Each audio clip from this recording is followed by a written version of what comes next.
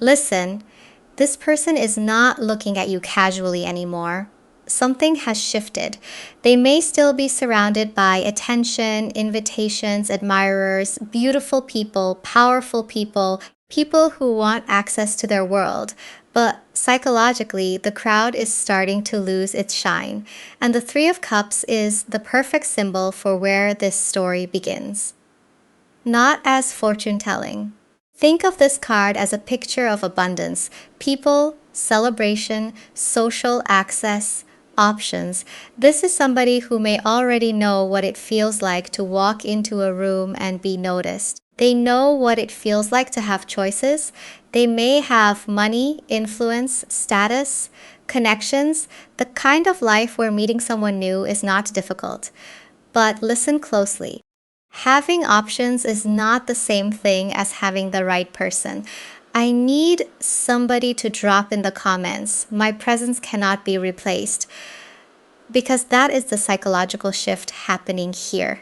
When a person has spent enough time around surface level attention, they start recognizing the difference between somebody who is impressed by them and somebody who actually understands them.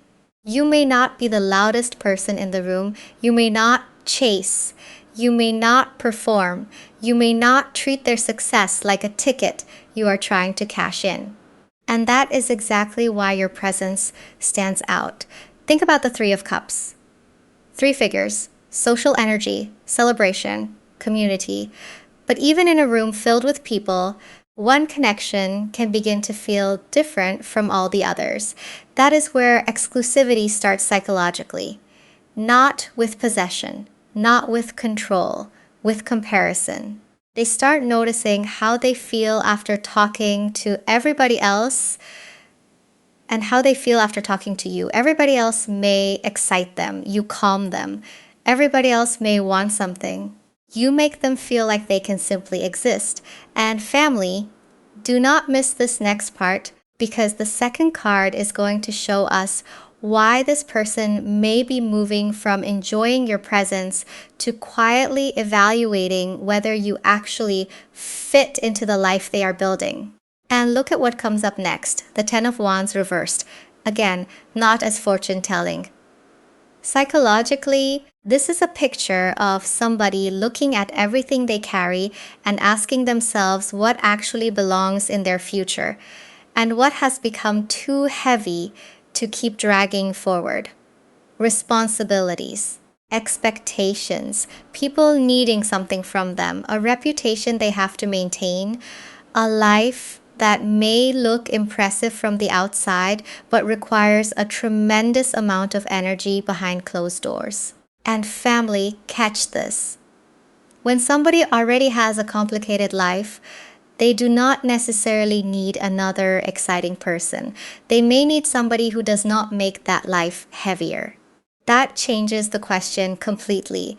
It stops being who looks good beside me and starts becoming who can actually build beside me, because enjoying their lifestyle is one thing. Handling the reality underneath that lifestyle is something else. The schedule, the pressure, the privacy, the people watching, the decisions that cannot always be explained publicly.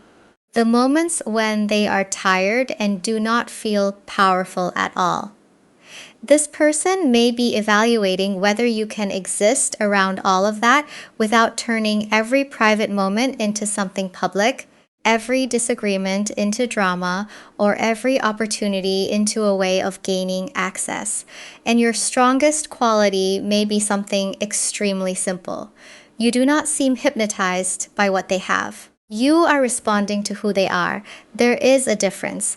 Somebody can want the house, the trips, the connections, the invitations, the position beside them. But another person can make them imagine something those things cannot automatically provide. Peace. And psychologically, that can become incredibly important to somebody whose life already contains enough stimulation.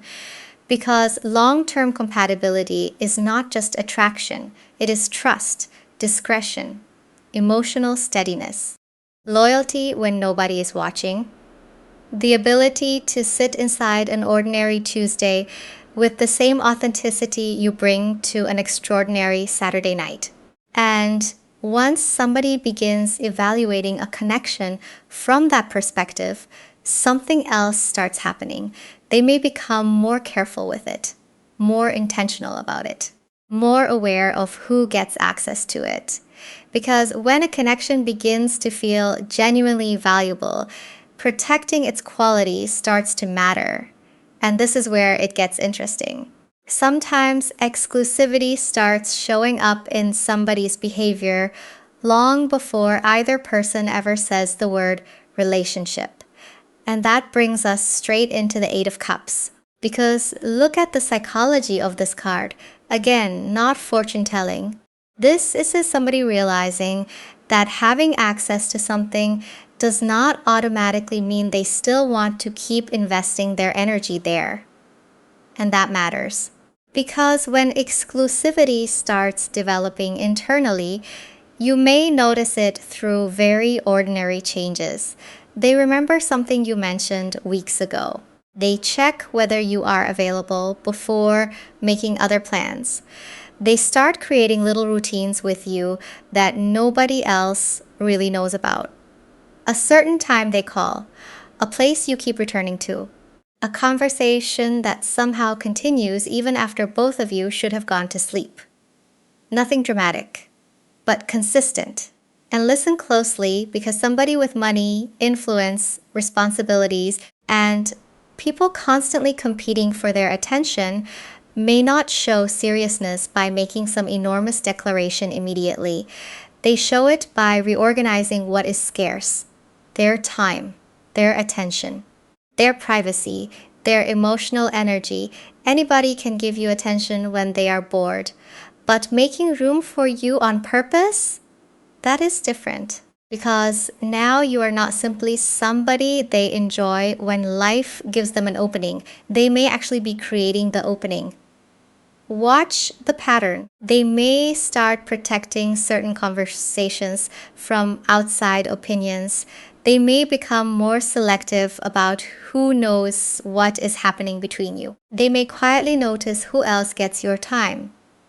Not because they own you, but because your availability suddenly matters to them in a way it did not before. That is what exclusivity can look like before exclusivity has a name. Prioritization, not possession. Choice, not control. And the Eight of Cups adds another layer. Psychologically, this card asks, what happens when something that used to satisfy you no longer does? The invitations may still exist. The attention may still be there. The people may still be calling. But this person could be starting to recognize that some of those interactions are taking energy away from something they actually want to protect. And family, this is where the story gets deeper. Because you may think the biggest sign is that they are giving you more attention. It may not be. The bigger sign could be what they are slowly becoming less interested in giving their attention to. And look at what follows that, the Ten of Cups, not as a prediction. Psychologically, this card shows us what can happen when somebody stops asking what else is out there and starts asking what actually feels worth keeping. Because remember where we started, the Three of Cups, the crowd, the invitations, the options, none of that necessarily disappears. But its emotional value can change. A conversation that used to entertain them may suddenly feel empty. An invitation they would have accepted without thinking may no longer seem worth the energy. A flirtation that once fed their ego may start feeling repetitive. Not because those people suddenly became less attractive, not because this person suddenly has no choices. They could entertain it. They just may not want to. And that distinction matters, especially for somebody who is accustomed to abundance. When getting attention is easy, attention itself stops being impressive. When meeting people is easy, novelty stops being enough. Eventually, the question becomes different. Who gives me something I cannot get everywhere? Peace, trust, a sense of being understood. A connection that still feels good when nobody is watching. The Ten of Cups is powerful here because psychologically it represents emotional fulfillment, not endless stimulation. And family, somebody needs to put this in the comments. I am not competing with options because that is the deeper shift. This person may not be looking around the room thinking, how do I eliminate everybody else? They may simply be discovering that the room does not hold their attention the way it used to. Certain interactions may feel louder now, more draining, more performative. They may have less patience for people who constantly need access, validation, favors, introductions, or proof of importance. Because once somebody experiences a connection that feels emotionally quiet in the right way, chaos starts feeling different.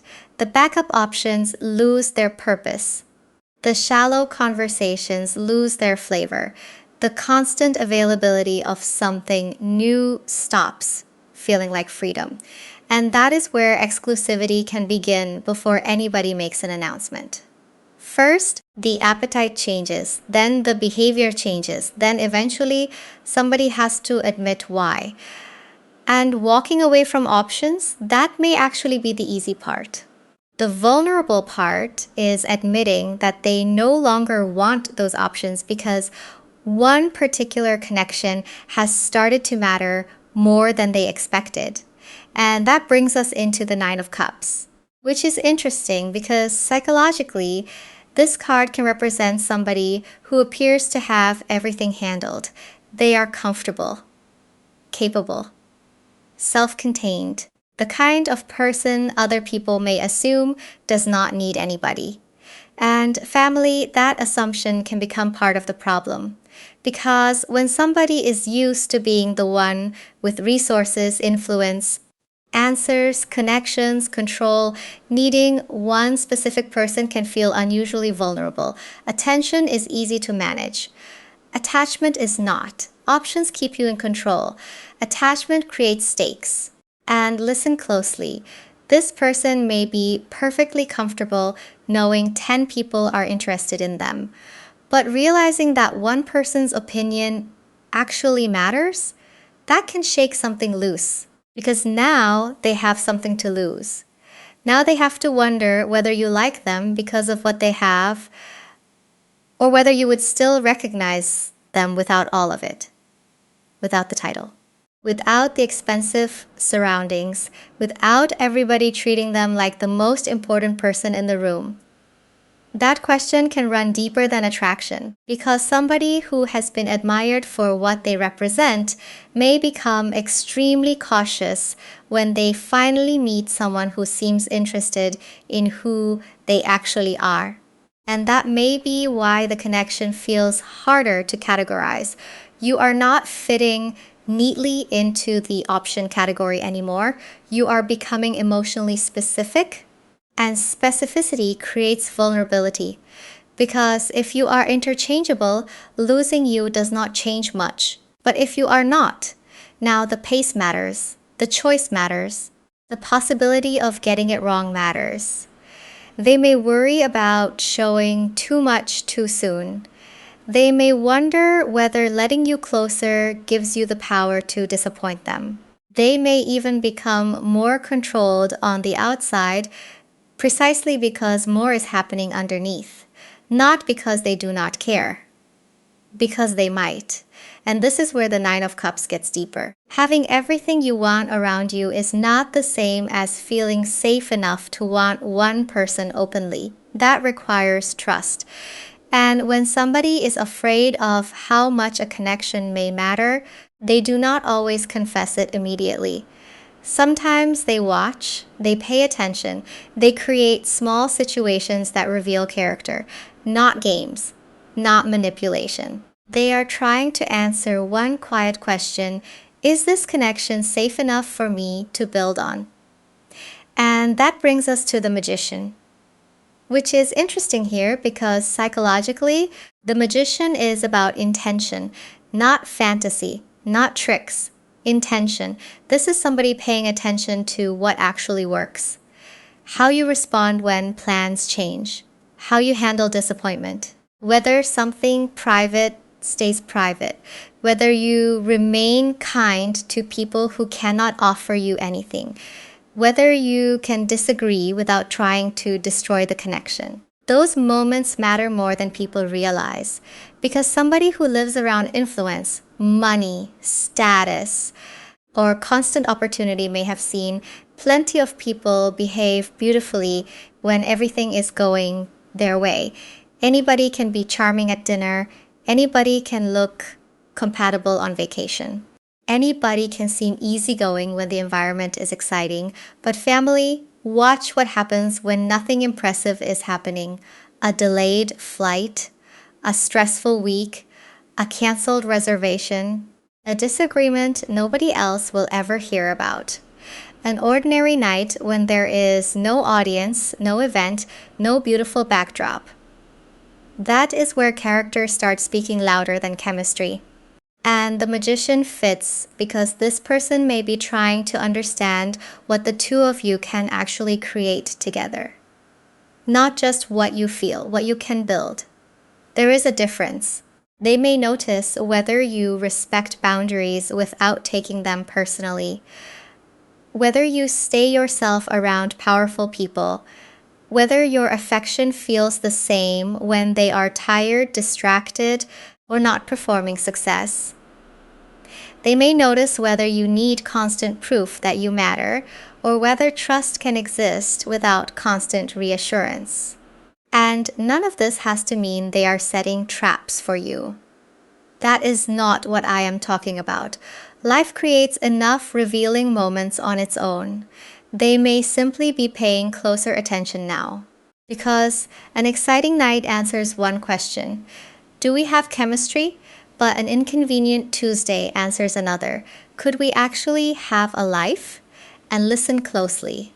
That is where this begins moving beyond attraction, beyond curiosity, even beyond, can I trust you?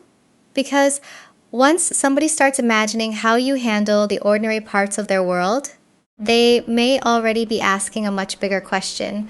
Not, would you fit into my life right now?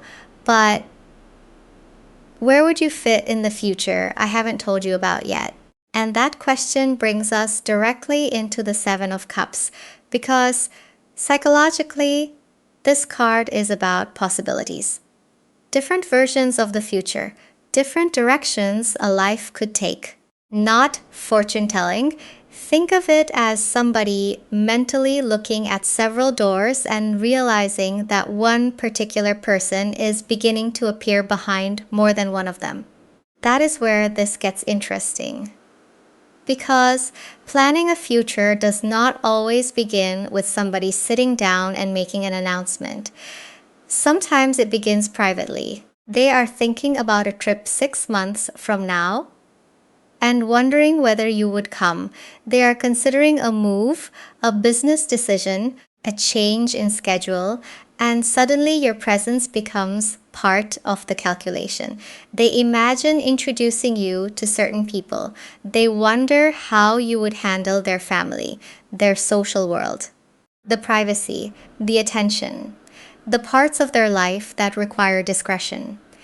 And family, listen closely. For somebody with money or influence, merging lives can be complicated. There may be travel, security concerns, public expectations, multiple obligations, people around them who have opinions because they have something to gain. So when this person starts thinking seriously, the question may not simply be, do I want you? It becomes, could we actually work? Could you live inside the reality of this life without losing yourself? Could they enter your world without expecting everything to revolve around theirs? Could there eventually be a genuine we?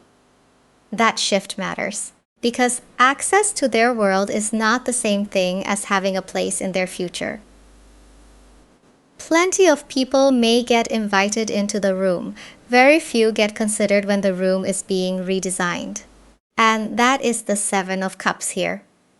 possibilities becoming personal. The future stops being an abstract collection of choices and starts including one particular connection in multiple scenarios.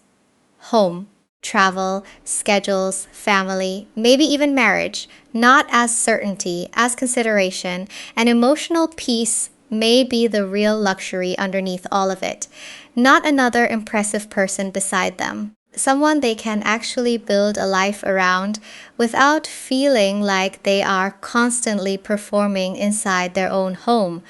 But there is another side to imagining that future. Because the moment somebody can picture losing something meaningful, time suddenly stops feeling unlimited. And that is where the High Priestess becomes important. Because psychologically, this card is about what is understood before it is spoken. The quiet realization. The thing somebody already knows internally, even if they have not found the language or the courage to say it out loud yet. And family, this is where urgency can start creeping in. Not panic, not possession, urgency. Because this person may be realizing that you are not simply standing still waiting for them to decide what they want. You have a life too. Standards, choices, a rhythm that does not revolve around their status. And that changes everything. They may have influence. They cannot command your heart. They may control an enormous schedule. They cannot control timing. They may be accustomed to people waiting for their attention, but they cannot assume you will remain emotionally available forever while they stay undefined. Listen closely. That is when somebody can start becoming more deliberate. They ask more direct questions. They want to know what you are looking for. They pay closer attention when you mention future plans. They may become more transparent about their own schedule, their priorities, or what they actually have room for, not because they suddenly own the connection. They do not, because they are beginning to understand that you are free to choose too, and that may be the most humbling part of this whole situation for somebody accustomed to power. Money can create access. Influence can create opportunity. Status can make people pay attention. None of those things can guarantee genuine affection. That has to be chosen freely. And the High Priestess here represents that quiet awareness becoming harder to ignore. They may know that somebody else could recognize what they recognize in you.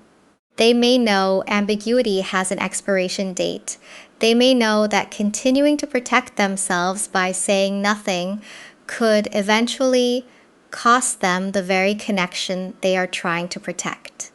So now there is a decision. Stay comfortable, stay vague, stay safely behind implication, or risk clarity, because eventually wanting exclusivity requires more than privately hoping nobody else gets close to you. It requires showing you why choosing them would make sense. And that is the next shift. Not chasing harder, not controlling more. This person may be moving toward a much bigger question. What am I actually willing to offer? And look at what comes up here. The Knight of Wands reversed, which is interesting because psychologically, this can represent the moment when excitement is no longer enough.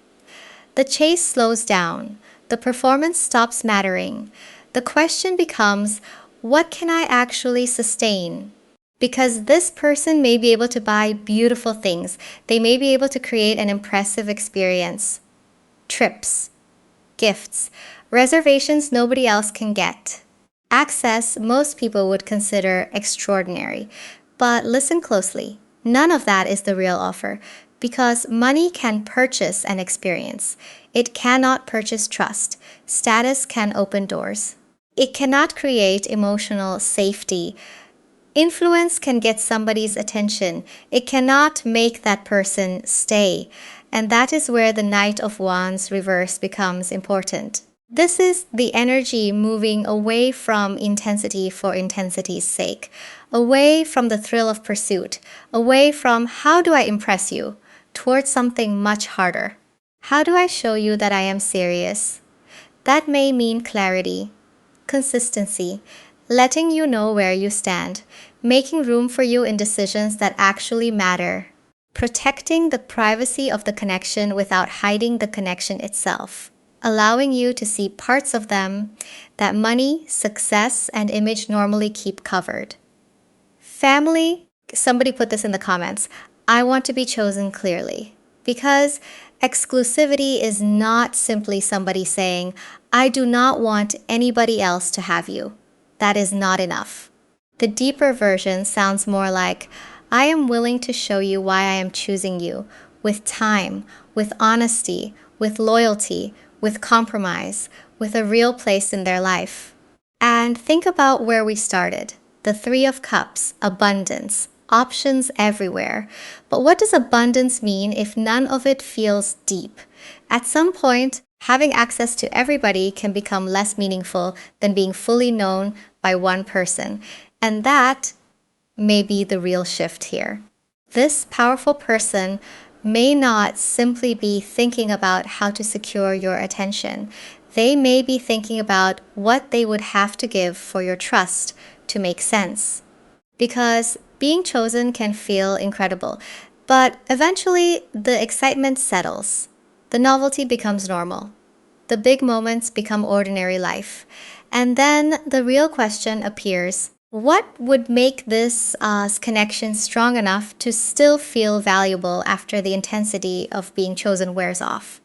And that brings us to the Fool, which is almost perfect here. Because psychologically, the Fool is not about being careless. It is about being willing to step into something new without needing to control every single outcome first. And that may be what makes this sustainable. Not perfection, not endless excitement, willingness. The willingness to keep choosing each other after the mystery starts becoming familiar. Because remember where this began. The Three of Cups showed abundance, attention, options, people everywhere. But abundance does not automatically create belonging. Attention does not automatically create understanding. Chemistry does not automatically create compatibility, and money certainly does not create peace. That is the difference. This person may have access to experiences most people dream about. But eventually, somebody can have everything around them and still ask one very human question. Who actually feels safe beside me? And family, this is where your choice matters too. Because exclusivity cannot simply mean they choose you. You have to choose them, not their money, not their influence, not the fantasy of what being beside them could look like, them. And that choice should still require consistency, respect, reciprocity, emotional safety, because somebody being powerful does not make them automatically worthy of your trust. Their actions still have to support the future they are imagining. That is what makes this mutual. And remember what you said earlier. My presence cannot be replaced. That does not mean nobody else in the world is attractive. It does not mean you have to defeat some invisible competition. It means authentic connection cannot be manufactured on command. The way two people understand each other, the peace between them, the trust, the feeling that neither person has to perform constantly just to remain valuable. That is not something money can order. And maybe that is the deeper meaning of the Fool here. At some point, both people have to stop standing at the edge, analyzing every possibility. Somebody has to risk being known. Somebody has to risk choosing clearly. And if this connection is going to become something real, the next chapter is not about possession. It is about two free people deciding that what they have is worth protecting. Because the real story was never that this powerful person has endless choices. It is that when one connection finally starts feeling like home, endless choices can stop feeling valuable at all.